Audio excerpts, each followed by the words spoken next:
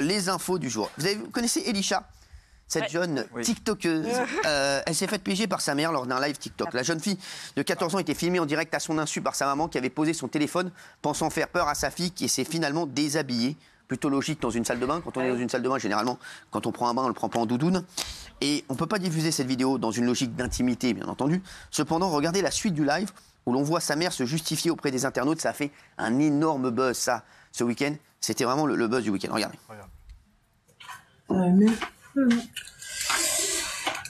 On va couper le live. De toute façon, il est parti, voilà, il est parti en sucette. On compte sur vous pour pas faire de dingueries.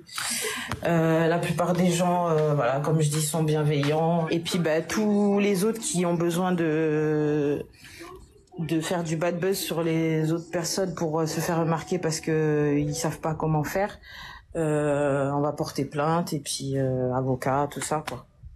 Alors, Géraldine, je sais que t'es énervée. Bah oui, en fait, c'est pathétique. Tout est pathétique. En fait, vouloir piéger son enfant, c'est pathétique. Filmer son enfant, c'est pathétique. À son insu, alors là, c'est carrément grave. En direct. Donc, en fait, ouais, en direct. Donc en fait, c'est tellement irresponsable de la part de cette maman. Je ne sais pas ce qu'elle a voulu faire, et je trouve qu'elle a jeté en pâture sa fille. En fait, c'est comme si elle a été piégée dans son propre truc, en fait, de son utilisation des réseaux sociaux. Voilà, elle a fait un truc de catastrophique. Kelly. Pour moi, j'ai l'impression que plus personne arrive à sortir la tête de l'eau de cette histoire de TikTok et plus personne ne se rend compte de rien. Parce que moi, ce qui me choque, c'est de un, comme GG, que la maman filme sa petite fille à son insu. Mais en plus de ça, moi, la logique que j'aurais, mais qu'apparemment personne n'a plus à cause de ce nouveau monde, c'est qu'en fait, à un moment donné, tu coupes. Tu vois que ta petite fille, elle pleure. Oui. Tu continues pas à servir à boire à toutes les personnes qui est en direct à ce moment-là, et puis tu coupes direct, tu la protèges, ta petite fille, et tu la consoles en privé, parce qu'il y a même quelqu'un qui l'appelle en direct et qui lui dit écoute, la grande sœur qui lui dit écoute maman, là coupe ton live, c'est important ce qui se passe. Et la maman continue à parler, et moi c'est ça qui me met mal à l'aise. C'est une perte de réalité. Ouais, c'est le phénomène des mamans qui sont jeunes et qui sont aussi nées d'Internet, donc cette génération-là. Exact. Ce qui est très important, c'est qu'une maman doit rester une maman pour leurs enfants, même si c'est une maman qui est jeune, même si c'est une maman qui aime la modernité. C'est très dangereux ce qui se passe parce qu'en plus, pour ce qu'on appelle les professionnels de TikTok, la vidéo que vous voyez, c'est une vidéo qui est monétisée. Donc plus il y a du prank, plus ça monte, on offre des espèces de roses, de trucs. Et c'est ça qui est très dangereux et que j'ai combattu moi déjà depuis quelques années. Oui, Patrick. Oui, bien sûr, mais là on est en train, je trouve, d'ensevelir sous des torrents de reproches une jeune fille et sa mère. Pourquoi tu défends la mère, toi ? Pardon ? Non. La mère je veux de la bienveillance. C'est une erreur, mais attention à ce qu'elle prend. Ah oui. Qu'est-ce que tu viens de dire ? De la bienveillance. Toi ? Oui. Il a changé ? Parce que non, mais je trouve que là, on est en train de leur faire des reproches, presque de les agonir d'injures. Attention, regardez où ils en sont. Moi, je trouve que là, il faut plutôt les réconforter que les ensevelir. Voilà. On n'insulte personne. Ouais, exactement. On n'insulte personne. En revanche, cette dame, elle a tort. Et d'ailleurs, quand elle dit je vais porter plainte, elle ferait mieux de ne pas trop la ramener parce que c'est elle qui va perdre. Et puis on peut porter plainte contre elle surtout. Non, et puis on peut dire quand même à tous les gens, parce qu'il y a eu des captures d'écran, il y a eu des vidéos qui ont été prises, des enregistrements. Si vous tombez dessus, effacez-les et essayez d'éviter que ce Alors c'est étonnamment bien respecté pour le moment. Cette jeune fille, évidemment. C'est une grosse connerie ce qu'elle a fait. C'est très bien. En même temps, moi, je vais pas dire que je me réjouis parce que ça se fait pas, mais que ça serve de leçon à tout le monde. Bien sûr. Arrêtez de jouer avec vos téléphones. Ta fille, elle est dans la salle de bain. Laisse-la dans la salle de bain. Elle est en train de faire peut-être sa toilette. Elle est en train de se baigner. Elle fait ce qu'elle veut. Elle prend. Faut pas où tu filmes ta fille dans la salle de bain. À quel moment ? Alors, si elle dérouille, la maman là, si elle dérouille, eh ben. Voilà, j'ai envie de te dire, tant pis, tu vas dérouiller un petit peu, parce qu'il faut que tu assumes. Oui, mais il faut qu'elle assume un peu, et surtout, il faut dire au moment, regardez, dans quelle merde vous pouvez mettre vos enfants et vous-même. On ne filme pas les enfants dans la salle de bain. C'est quoi la limite ? Ils sont devenus fous avec TikTok. Ils sont devenus complètement tarés. C'est une forme de viol de son intimité. C'est hein. pas bien ce qu'elle a fait à sa petite. Les chéris, tiens, Elon Musk. Elon, vous avez vu comment il a appelé son fils ? Alors après, je sais même pas comment il les a appelés, ces enfants. Il avait appelé Exadark Siderel, leur fille née en 2021. Et Elon Musk, il a eu un enfant là, un troisième enfant. Regardez comment il s'appelle, le fils d'Elon Musk. Pas un mois ne passe sans que le célèbre patron de Tesla et de X ne fasse parler de lui. Dans une biographie à paraître demain, une information étonnante vient de fuiter. Après avoir eu 2 enfants avec la chanteuse Grimes qu'ils ont nommé XHL12 et Darcy Derol et qu'ils surnomment tout simplement X and Y, l'ancien couple aurait eu un 3e enfant avec là aussi un nom original. Techno Mechanicus. What is he thinking? Le prénom du petit garçon, qui est le 11e enfant du milliardaire, a provoqué l'hilarité des internautes. On dirait un prénom d'intelligence artificielle. C'est quoi ce blast de Transformers? Alors, Elon Musk est papa d'un petit techno-mécanicus, va-t-il trop loin? Le fils d'Elon Musk s'appelle Techno-Mécanicus. Ouais. C'est incroyable. Le fils de Gilles Verdez va s'appeler J'ai mal à ma France.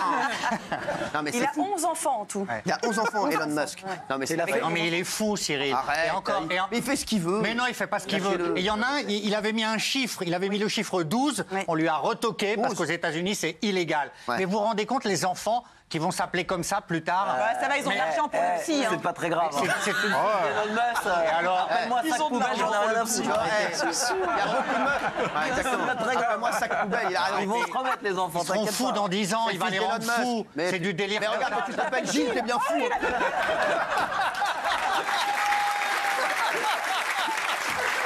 Ah, GG, tu vois? Pas mal, GG.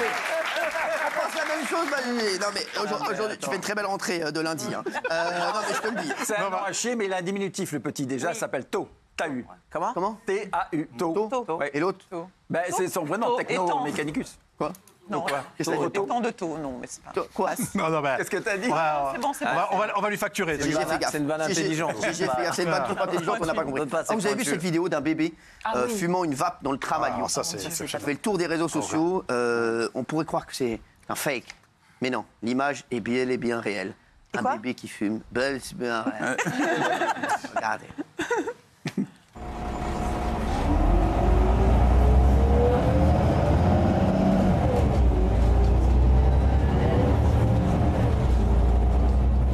C'est pas un fake. Ça va, c'est Doc Gynéco. Ah non.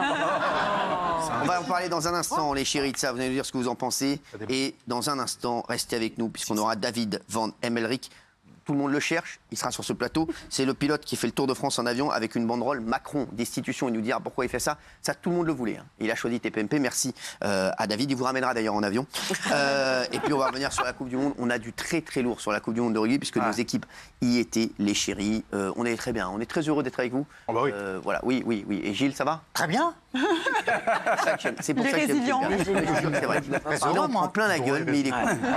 Je voudrais vous montrer un truc. Est-ce que vous savez que maintenant, on va pouvoir démarrer sa voiture, payer avec sa carte bleue? C'est maintenant possible avec une puce sous la peau.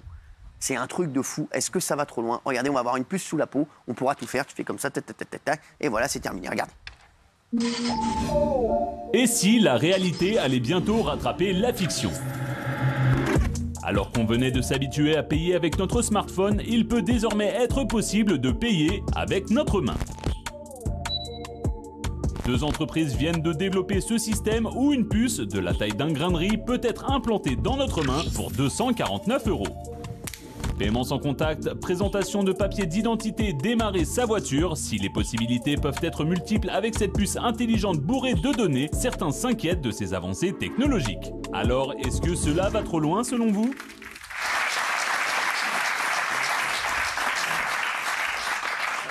Pour moi, ça va pas trop loin. J'adore l'idée. Ah ouais. Dans une puce, on met toute votre vie, c'est-à-dire carte vitale, carte d'identité, papier, tout ça. Il y aura plus d'usurpation d'identité, plus de fraude. Pour moi, c'est la recette miracle. J'approuve. Sophie, ça te fait peur, t'as ces trucs comme ça ou pas? Non, ça m'arrange parce que moi je perds beaucoup de choses, donc au moins on est sûr qu'elle est là. Ah ouais, c'est vrai. Et Raymond, toi... Moi, je veux pas du tout. J'ai horreur de ça. Parce que justement, si on pirate ta puce, on a toute ta vie. Hein. C'est ça, faut penser le contraire. On la pirate pas, elle est en Lui, on n'a jamais piraté des La puces. seule chose qu'il perd, c'est son slip. Ah, c'est vrai, non, mais je déteste ça. Et le mec, il vient avec un terminal carte bleue à côté de ta main, il fait des débits toute la journée. Puis on peut t'agresser. Pourquoi? Non, mais c'est sécurisé, c'est pas comme Mais ça. ça peut augmenter les violences sur les personnes. Mais c'est ça, voilà. Si on a toute notre vie, bah oui, on peut se faire agresser, on met toute notre vie sur le... Non? Bah oui. On va t'arracher. Ça, c'est intelligent. Là, c'est intelligent. C'est Pascal Latour du Pain Azim. Oui, avec vous. Non, mais ça permet aussi d'avoir des données de santé, de savoir comment va notre corps, et ça va aller dans ce sens-là. Donc moi, je trouve ça hyper pratique. Puis ça fera un deuxième point commun avec mon chien, je serais content. Non, moi je pense que ça va trop loin et je pense que personne n'acceptera de le faire. On a bien vu avec le Covid déjà que les gens avaient du mal à se faire administrer. Détrompe-toi, il y a déjà une entreprise qui le fait pour badger. Maintenant, les employés, vous savez, nous, on a des badges pour rentrer dans la Canal Factory. Je vais vous l'enlever d'ailleurs. Ça avait créé une polémique il y a quelques temps de ça, où il y avait déjà donc, une entreprise qui proposait à ses salariés de se mettre une puce simplement pour pouvoir rentrer et pour aller plus vite et pour pas avoir à badger, pour mettre ses horaires. Dans les faits, avec le Covid, on a bien vu les gens avec le vaccin, ils étaient flippés qu'on leur mette un corps étranger, soi-disant pour leur santé. Là, c'est juste pour acheter une baguette de pain, se mettre une puce sous la peau, flemme. Insupportable. Moi qui étais pour le vaccin, je déteste l'idée. Je trouve que c'est pire que Black Mirror. Il y a un côté anticipation juste affreuse. En fait, moi, je trouve que le progrès et trop de modernité, en fait, tue le progrès et tue la modernité. Et je trouve qu'il y a un truc complètement, en fait, régressif et complètement, enfin, j'aime pas du tout. Et en plus, je trouve que ça suffit de vouloir toujours tout accélérer. On veut tout accélérer, mais il faut accepter aussi d'attendre les choses, de prendre le temps de payer, je sais pas, enfin, je trouve que sorte de génération comme ça, TikTok où tout va vite et tout, en fait, ça rend les gens complètement timbrés. Alors. Oui, bonsoir. Bonsoir. Moi, je trouve que ça touche à l'intégrité effectivement du corps. Donc là, on devient mi-humain, mi-robot. Éthiquement, ça me dérange vraiment. Alors, je ne saurais pas dire pourquoi, mais vraiment, ça me dérange. Et je pense qu'effectivement, ce surprogrès, ça peut aller à notre perte de notre enveloppe corporelle. C'est très gênant. Très gênant. Non, mais le progrès c'est formidable, mais le progrès, c'est bien pour la santé, pour les recherches et tout ça, pas pour payer vite à la boulangerie. C'est de la folie, mais ça en va fait. t'aider aussi pour la santé, c'est ça qu'on dit. On a le sans contact, et puis les clés, c'est pas encombrant. Je comprends pas pourquoi mettre une puce dans la peau. Ça te dérange, toi? Bah oui, ça me dérange. Enfin, déjà, une carte, ils ont créé le sans contact, ça va vite, c'est pas comme si on avait besoin d'une puce pour aller plus vite, quoi. T'as vu qu'elle est d'accord avec toi? Elle a tout dit. D'accord avec toi. Jacques. Moi, je me souviens, j'avais fait un reportage pour le 20h dans une boîte à Barcelone qui avait inauguré. De notre gueule? Non. T'as fait un reportage dans le 20h dans une boîte? Pour une boîte à Barcelone, je te garantis. Ça va, on s'emmerde pas. C'est quoi la boîte? Je vais souvent à Barcelone. Je me souviens plus, mais je sais qu'ils avaient testé le principe de la puce sous la peau. Et ça fonctionnait, et voilà, au moins il n'y avait pas de vol de carte bleue, il y avait pas de... C'était beaucoup plus simple. Alors oui, il y a un côté un peu bionique et un peu flippant, mais je pense qu'on y est de toute façon, la technologie elle est prête. Et il y aura tous les systèmes pour désactiver à distance, à mon avis, et pour éviter Black Mirror et qu'on te coupe la main pour avoir ta carte. Parce non, que mais ça marchera attends, pas comme c'est ça. une vraie question. Non, mais c'est si raison. tu as la puce Non, dans ton corps... C'est ce qui fait flipper. Moi, je veux pas. Hein. Mais je pense que... Je préfère donner ma carte bleue ou mes clés. C'est plus facile de voler un sac. Non.